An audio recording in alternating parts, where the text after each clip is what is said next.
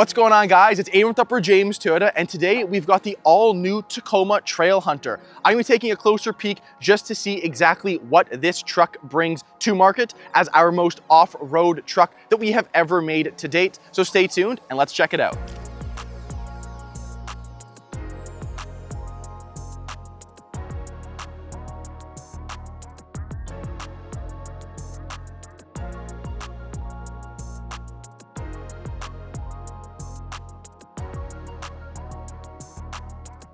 If you guys are in the market for a new or used vehicle, do not forget to click the link in the top of our description.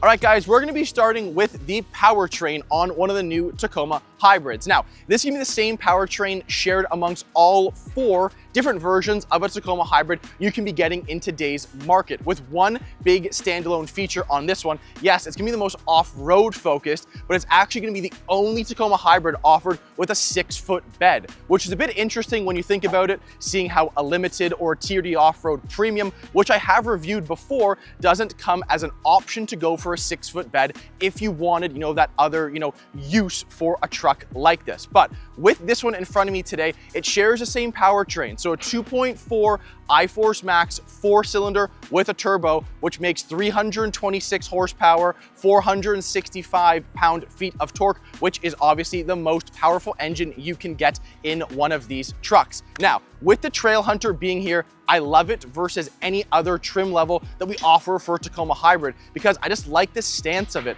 I like how it looks super off-roady, or Tacoma says it's very, it's more suited, I guess, for someone who's gonna be doing a lot of overlanding. And now onto the 25 market, with the new 4Runners being out, they offer a Trailhunter for the 4Runner as well. So stay tuned, so I'm definitely gonna be reviewing one of those in the near future. Now, styling-wise, this does look pretty similar to a TRD Pro Tacoma. The only big differences you're gonna be seeing is up front, Toyota is gonna be obviously finished in this cool little bronze color, which I like. I like the fact that they've included this, and I've mentioned this before, from, a Platinum Max Grand Highlander, a Platinum Crown. There's a couple of different vehicles that we offer that kind of has this interesting rose gold finish to it. And if you're taking a closer step to the side profile of this truck, you will actually notice that the badging on the front, which is their heritage badging, has now stayed true, and they've now integrated these all bronze wheels, which I think look pretty cool. And I like how it kind of intertwines a couple different colors, which are maybe different, on today's market to be shown on a vehicle. And obviously with this tire, with this truck being so off-road focused, these are going to be an all territory tire made by Goodyear, which are 33 inches, and in my opinion, look pretty cool. I like the fact that, Toyota is offering this truck, and right from the factory, there's not a whole lot of extra things you would have to do if you're ever gonna be putting this, onto the off-road or overlanding it like this truck is supposed to do. And I also like the fact that they've taken out something so simple that's offered, say, on the limited or Tier D off-road premium, which are running boards or retractable running boards, depending which way you go, and they've added this rock rail onto the side. So if you ever are taking this onto a mountain, you're never worried if you're going over, say, a big rock, or the truck is on an angle, because if anything were to hit this underbody, this rock rail is obviously going to stop it from damaging any bit of the side profile or the underbit of your new Tacoma, because these do come in at a pretty hefty price tag. Now, a couple things I find very interesting on this Trailhunter. Number one, I love the fact there's a snorkel on your front A-pillar. So if you're ever putting this into the water, through a river, whatever you want to do, obviously don't go too deep, but it is pretty interesting that they offer that on this vehicle. And whenever I see a snorkel on the front, I obviously think of a Jeep, I think of a G-Wagon, I think of a Defender. So all of these really off-road focused vehicles, or that have the potential to go off-road, I love the fact that it's coming from a manufacturer like Toyota. So really good job on that part. I also love the fact that standard, you're getting this massive roof rack, which you can be putting up to 125 pounds in. That is what Toyota says from the factory is the weight that it can carry. Now, this one in front of me is a 2024. I do want to emphasize that.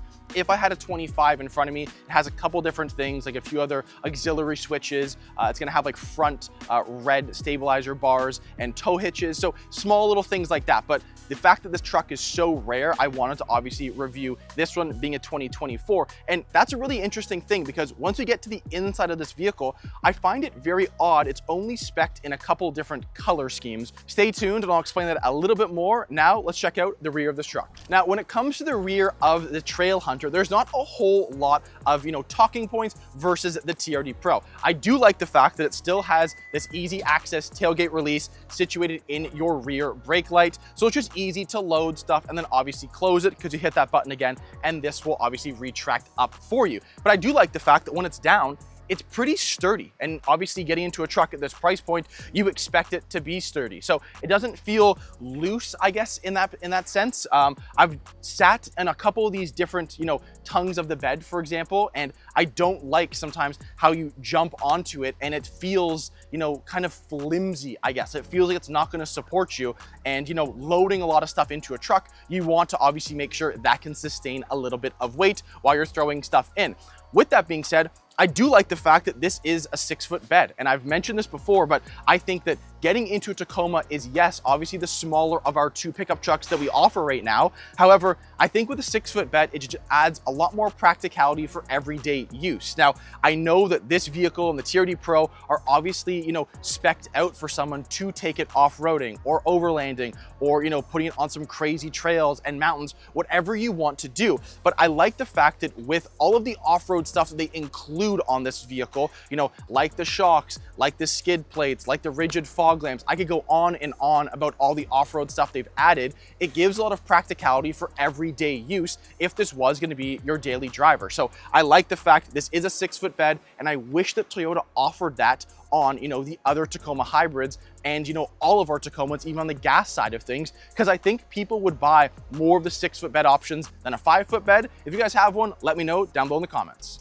Alrighty guys, let's take a closer peek onto the inside of a Trailhunter. Now, jumping in, first thing I'm gonna say, I wish Toyota offered this in a different interior color. When I first saw this at the auto show, I really didn't know what to think. I thought it was so interesting that Toyota offers the TRD Pro in either black or red as your inside, and I find it really odd how they offer, the highest end off-road vehicle, which is this one here, in the only interior color, which is mineral gray. Definitely not my first choice. I find it very interesting with this like yellowish, almost like insert and trim and stitching they've added onto the inside of one of these. So very interesting choice on Toyota's side. I really hoped that into the 2025 model year, they would change it. They didn't. It's the only color offered for a 2025. They have added a different exterior color now for 25, which is underground. For 24, you were offered white, which is this one obviously, and then bronze oxide, which is just really cool metallic browny bronze color.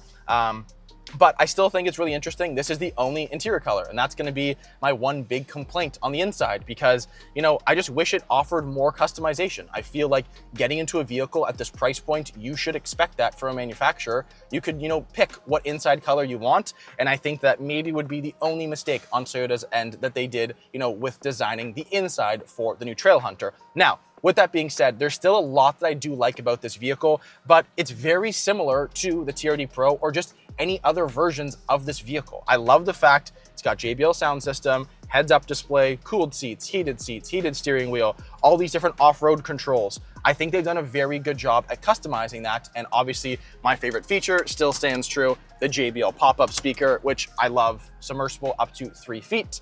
The only interesting thing that I have mentioned before, whenever we do offer, any accessories on one of our vehicles, and sometimes our demos, we always put them on just to show customers and clients, what some different things on a vehicle could do, to their next vehicle. I don't like the fact how this, roof basket or rack is right above the sunroof. Now, I understand why they've done that, just in case if you were off-roading and, something fell through, the glass doesn't come shattering down. However, it definitely just makes this, not look as nice, I guess, than one without the basket on top, just like, our crossbars on some of our vehicles, that it definitely, takes away from the fact that, you have a sunroof to open up the inside of one of these vehicles. Now, with, the couple things I'm not a huge fan of out of the way, I do like the fact of just how high up this vehicle feels, and it feels very sturdy driving it. So this is one of the only vehicles I've actually driven because it is used right now on our used lot.